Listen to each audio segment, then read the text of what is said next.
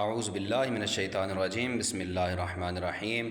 تو دوستو، اب ہے ہمارا 11واں سبق فارسی قاعدے کا۔ تو آج کے سبق میں جو ہم بیان کریں گے وہ ہے اسم فاعل کے بنانے کا طریقہ۔ تو مصنف علیہ الرحمہ نے فرمایا اسم فاعل کا بنانا ہو اگر امر پر لفظ نداہ ایجاد کر۔ شاعر نے اس شعر میں اسم فاعل بنانے کا طریقہ بیان فرمایا ہے، اور آپ کو جان لینا چاہیے کہ اسم فاعل کے ٹوٹل 2 صیغے ہوتے ہیں، ایک واحد اور دوسرا جمع۔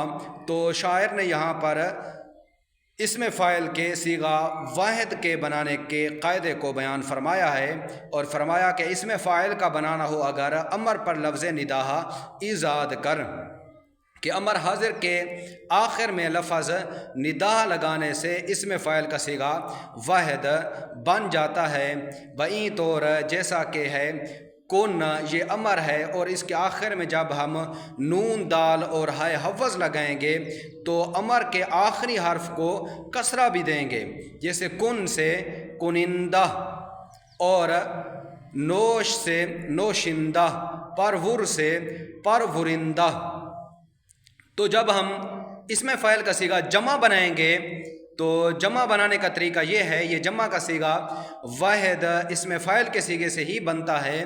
تو اس کے بنانے کا طریقہ یہ ہے کہ واحد کے صیغے میں جو ہائے حفظ آئی ہوئی ہے اس ہائے حفظ کو غاف سے تبدیل کریں گے اور آگے الف نون کا اضافہ کریں گے، یا دوسری طرح ہم یہ بھی کہہ سکتے ہیں کہ ہائے حفظ کو حذف کر دیں گے اور واحد کے آخر میں گان کا اضافہ کر دیں گے، تو یہ ہمارا بن جائے گا صیغہ جمع اسم فاعل۔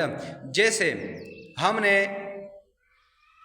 امر کے صیغہ واحد حاضر سے اسم فاعل کا صیغہ واحد بنایا ہے، جیسے کن سے کنندہ، نوش سے نوشندہ، پرور سے پرورندہ، تو اسی طرح ہم آگے جمع بھی بناتے ہیں۔